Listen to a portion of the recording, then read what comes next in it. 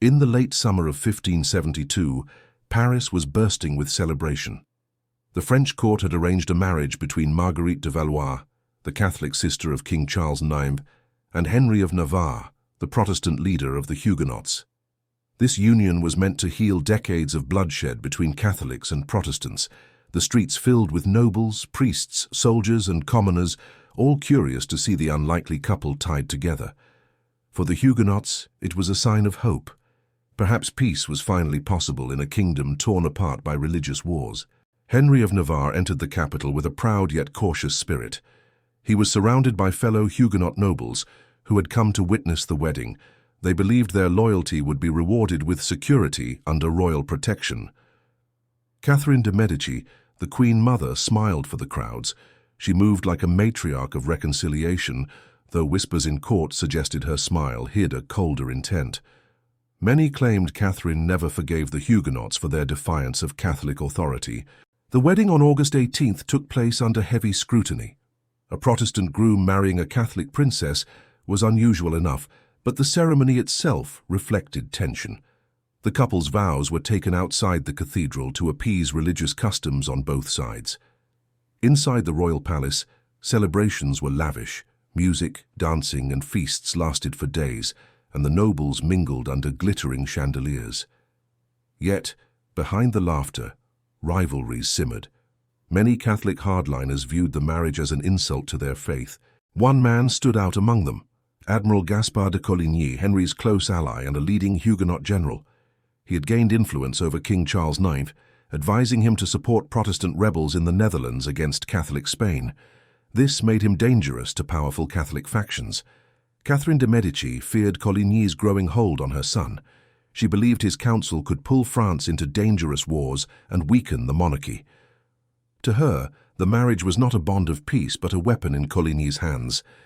The Huguenot nobles, however, saw the wedding as a new beginning. They celebrated freely in Paris, though the city's Catholic citizens eyed them with hostility. Rumors spread that the Protestants planned to overthrow Catholic authority from within. Within days, tensions grew sharper. On August 22nd, Coligny was shot in the street by an assassin's bullet. He survived the wound but was badly injured, carried to his home while his men raged at the cowardly attempt on his life. The king promised justice, swearing to find the shooter, but suspicion lingered. Many believed the attack had been orchestrated by the Duke of Guise, a Catholic noble with deep hatred for Coligny and the Huguenots. Others whispered that Catherine herself had given the order. Henry of Navarre visited the wounded admiral, urging him to stay strong. Coligny, despite his pain, advised moderation. He believed the king still intended to protect him, and that his enemies could not risk open violence under royal watch. But in the palace, Catherine de' Medici saw things differently. She feared Huguenot retaliation for the attack. Her spies reported that Protestant nobles spoke of revenge, and that Coligny's survival could ignite war within Paris itself. Catherine gathered her most trusted Catholic allies. She argued that the only way to prevent a Huguenot uprising was to strike first. Coligny's death, she believed, would cripple Protestant leadership and restore control to the crown. The plan grew darker with each passing day. What began as a scheme to silence Coligny spread into whispers of a greater purge. Some at court urged Catherine to eliminate not just the admiral, but all prominent Huguenots gathered in Paris for the wedding. King Charles IX wavered. At first he resisted his mother's plan, fearing eternal damnation if he shed innocent blood. But Catherine pressed him relentlessly, warning that if he did nothing, the Huguenots would strike against him and destroy the monarchy. By late August, the city's mood was poisonous. Catholic preachers fanned hatred from their pulpits, calling the Huguenots heretics unworthy of mercy. The people of Paris, already uneasy with the influx of Protestants, grew restless and angry. On August 23rd, Catherine and her allies moved to secure the king's consent. They painted Coligny as a traitor, a man who sought to drag France into ruin. At last, Charles IX snapped in a fit of rage, declaring that all the Huguenot leaders must die. That night, preparations for slaughter began. Orders spread quietly through Catholic factions of the city. Weapons were gathered, guards were assigned, and signals were arranged. The city was about to become a stage for one of history's darkest nights. The Huguenots, meanwhile, slept unaware of the storm about to break. They believed the king's assurances of protection. Some even drank late into the night, celebrating the marriage that was supposed to heal France. Catherine de' Medici visited her son one last time, making certain he would not withdraw his consent. The young king, trembling with guilt, agreed. His words sealed the fate of thousands. At midnight, the bells of Saint-Germain-l'Auxerrois church began to toll. The sound echoed through the narrow streets of Paris, chilling the air with its grim announcement. The signal had been given. In the admiral's home, Coligny slept fitfully, unaware of the soldiers moving toward his door. In the inns and guest houses across the city, Huguenot nobles rested, dreaming of alliances and peace. None of them imagined that before dawn, Paris would run red with their blood. The wedding of hope was about to turn into a massacre. What had begun as a promise of unity between Catholic and Protestant would collapse in betrayal, forever staining French history with treachery and slaughter. The bells of Saint-Germain-l'Auxerrois echoed through the dark Parisian sky. It was midnight on August 24, 1572. The sound was not a call to prayer, but a signal of death. Windows rattled as the ringing stirred Catholic militias into action. Armed men poured into the streets, swords and pikes gleaming in the torchlight. They had been instructed whom to kill. The names of leading Huguenot nobles had been passed down in whispered orders. The streets filled with footsteps, blades, and the scent of fear. The first target was Admiral Gaspard de Coligny. Soldiers stormed his lodging, breaking down doors and climbing stairs with brutal shouts. His servants tried to bar the way, but were cut down. Within moments, Coligny's chamber was breached. The admiral rose from his bed, weakened by his wounds. He prayed quietly, preparing himself. "If it is God's will," he whispered, "then I am ready." The soldiers dragged him from his bed and stabbed him mercilessly. His body was thrown from the window. Outside, the Duke of Guise waited with satisfaction. He confirmed the admiral's death before ordering the corpse mutilated. Coligny's head was severed, his body desecrated, and later paraded through the streets as a trophy of Catholic vengeance. Once Coligny was dead, the slaughter spread like wildfire. Bands of armed Catholics surged through the narrow alleys, breaking into houses where Huguenot nobles were sleeping. Men were dragged from their beds, stabbed and beaten in the streets. Screams shattered the night. Doors were smashed open. Blood pooled along cobblestones. Nobles who had come to Paris for a wedding feast now found themselves caught in a trap of death and betrayal. Henry of Navarre, the Protestant groom, was spared by his marriage to the king's sister. Guards burst into his chambers but delivered him a choice: convert to Catholicism or die. Terrified, Henry agreed to attend Mass, saving his life, though his spirit burned with humiliation. Other Huguenot leaders were not so fortunate. Men of influence, statesmen, generals, and nobles were slaughtered without mercy. The massacre did not discriminate between youth or age. Even servants loyal to Protestant households were cut down. As the killings escalated, the common citizens of Paris joined in. Inflamed by hatred preached from pulpits, they swarmed the streets with knives, clubs, and axes. The massacre grew beyond royal control, becoming a frenzy of mob violence. Bodies were hurled into the Seine, clogging its waters with corpses. The river carried death downstream, a gruesome witness to the madness of men. Blood flowed so thick that chroniclers claimed the stench lingered for weeks. Huguenot families cowered in their homes, hoping the violence would pass them by. But mobs hunted them relentlessly. If neighbors knew someone was Protestant, they pointed them out to killers. Betrayal spread faster than mercy. Women and children were not spared. Entire households were wiped out in a single night. Some women were assaulted before being murdered. Children were thrown into rivers or cut down alongside their parents. The city had turned into a slaughterhouse. The king, Charles IX, listened to the chaos from within the Louvre palace. He had agreed to kill Huguenot leaders, but now the massacre consumed Paris uncontrollably. The young monarch trembled, tormented by guilt, yet powerless to stop it. Catherine de' Medici, however, remained composed. She told her son that it was God's judgment upon heretics. To her, the chaos was proof that Catholic France had rejected Protestantism with violent finality. Outside, the killing lasted for hours. By dawn, thousands were dead. Some Huguenots tried to escape, fleeing the city gates, but soldiers hunted them down. The countryside began to echo with similar violence as the news spread. The massacre spilled beyond Paris. In towns across France, Orléans, Lyon, Rouen and Bordeaux, Catholics followed the example set in the capital. Huguenots were slaughtered in their own homes, their churches burned, their blood staining the soil of France. Back in Paris, survivors sought refuge wherever they could. Some disguised themselves as Catholics, hiding in churches to escape the mobs.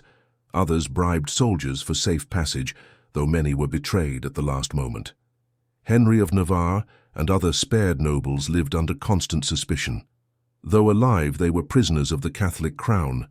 Their survival was not mercy, but a tool to manipulate the fragile balance of power in France. When the sun rose over Paris, the city reeked of death. Streets were littered with corpses. Dogs gnawed at bodies left unburied. Survivors wandered in shock, unable to understand how a wedding had turned into a bloodbath. Estimates of the dead varied. Some said 2,000 perished in Paris that night. Others claimed far more. Across France, the toll would rise into the tens of thousands. It was not simply a massacre, but a nationwide purge. Foreign courts were horrified. Protestant kingdoms like England and the Dutch Republic condemned the slaughter, seeing it as proof of Catholic cruelty. In Rome, however, Pope Gregory XIII celebrated, commissioning a Te Deum to mark the destruction of heretics. The massacre of St. Bartholomew had begun as a targeted strike, but it became something far darker, a frenzy where hatred and fear devoured reason. France was drenched in blood, and the dream of peace died with the Huguenot nobles. For Henry of Navarre, survival came at a price. Though forced to bend outwardly to Catholicism, he carried within him a memory of betrayal that would shape his destiny. Someday he would rise again, but for now he lived under the shadow of massacre. As August 24th drew to a close, Paris was silent but haunted. Smoke lingered in the air, the echoes of screams still fresh in memory. The wedding of hope had become a night of horror, etched forever into the soul of France. When the bloody dawn of August 24th, 1572 broke over Paris, the city was no longer the same. The cobblestones were slick with gore, the air thick with the stench of corpses. What had begun as a royal scheme had spiraled into unbridled chaos. King Charles IX paced inside the Louvre Palace, his eyes hollow. The night's horror weighed on him. He had wanted the death of a few Huguenot leaders, but instead, thousands lay slaughtered in Paris alone. His throne was secured, but his conscience shattered. Catherine de' Medici, however, showed no visible remorse. She believed the killings had saved the crown from Protestant domination. To her, the massacre was not tragedy, but necessity, a cleansing fire to preserve Catholic France. Outside, survivors crept cautiously from hiding places. Many wept in silence over bodies of family members strewn across alleys.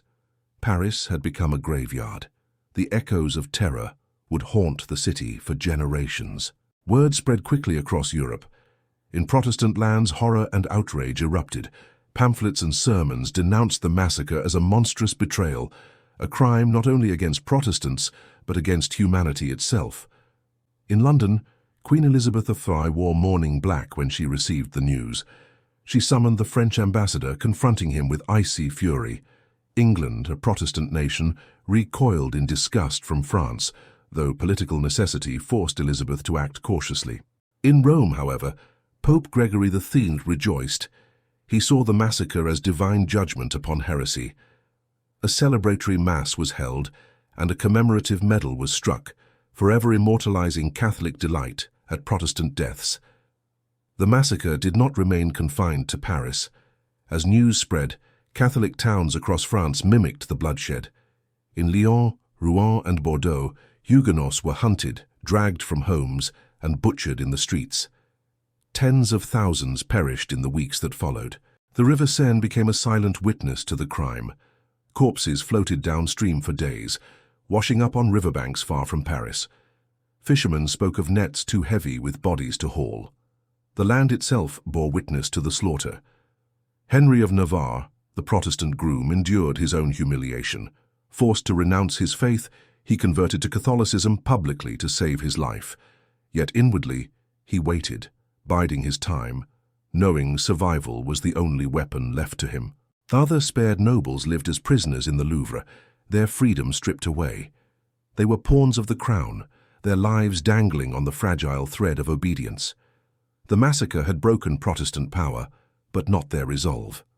Among ordinary citizens, fear settled deep. Protestants who remained in France felt constant suspicion.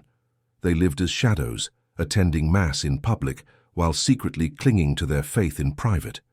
Their trust in royal promises was forever destroyed. The massacre also hardened divisions within the kingdom. Instead of bringing peace, the wedding and slaughter deepened the hatred between Catholics and Protestants. France plunged back into the spiral of civil wars, bloodier and more desperate than before. King Charles IX himself began to unravel. Haunted by the screams of the dying, he suffered nightmares and fits of paranoia. He confessed to friends that the massacre's ghosts visited him at night, whispering from the shadows of his chamber. By 1574, Charles IX was dead, his body weakened by illness and his spirit broken by guilt. He left behind a kingdom still aflame with religious war and distrust. His reign was remembered less for governance than for betrayal and blood. Catherine de' Medici tightened her grip on power, ruling through her younger son Henry III, yet even her cunning could not heal the wound she had inflicted. The name of St. Bartholomew's Day became a curse, whispered with dread. Henry of Navarre, though humiliated, would not be forgotten.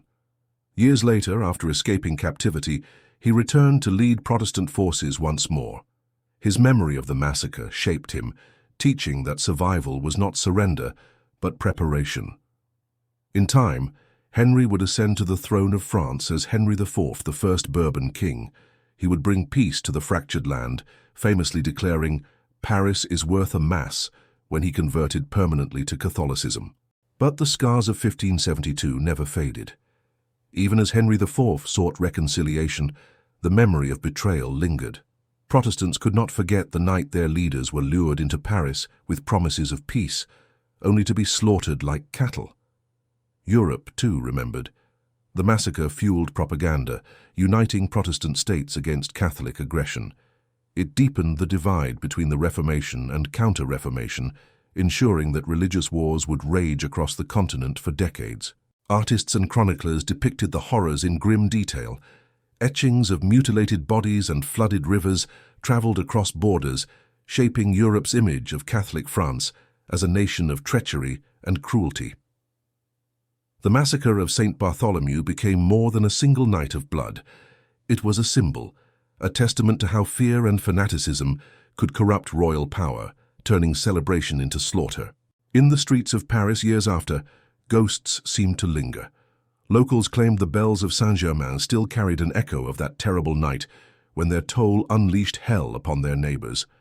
The massacre left a lesson carved in blood. Peace built on false promises is fragile, and betrayal carries a weight that echoes through centuries.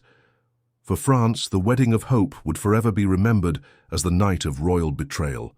And so, in the ashes of peace, the massacre of St. Bartholomew stood as one of history's darkest warnings, a reminder of what happens when hatred and power walk hand in hand.